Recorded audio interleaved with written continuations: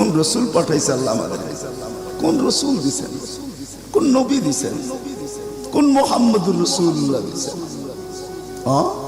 কোন মুহাম্মদুর রাসূলুল্লাহ? যেদিন দুনিয়াতে আসে ফেরেশতাদের ছুটি 2 দিন ছিল, ছুটি 2 দিন ছুটি দিছেন আল্লাহ ফেরেশতাদের। এর আগে ছুটি দেন না।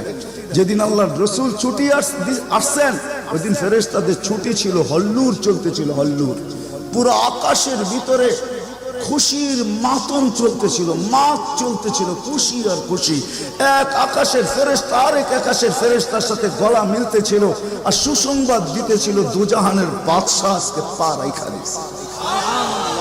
আসলেই মুহাম্মদুর রাসূলুল্লাহ দুজাহানের বাদশা, জাইনু আফা ইয়াউমিল কিয়ামা, দুজাহানের বাদশা, উনি দুজাহানের বাদশা। আল্লাহ কোন এক riwayate নিজেই বলেন, আনা মালিক ইয়াউমিদ্দিন আনতা সাহিবা ইয়াউমিদ্দিন, আমি কিয়ামতের মালিক বটে বন্ধু, আপনি বাদশা। কিয়ামতের বাদশা আমাদের নবীজি।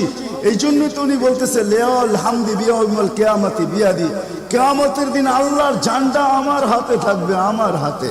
কোন এক জায়গায় আল্লাহ নিজেই বলছে কাসসামতুল কিয়ামাতা কিসমাইন, কিয়ামতকে আমি 2 ভাগে ভাগ করছি, আপনি চাবেন আমি দিব, সালতু তাশাফি তুশাফা, সবাই নফসি নফসি বলবে, আপনি উম্মতি উম্মতি বলবেন, কিয়ামতের রাজা আপনি।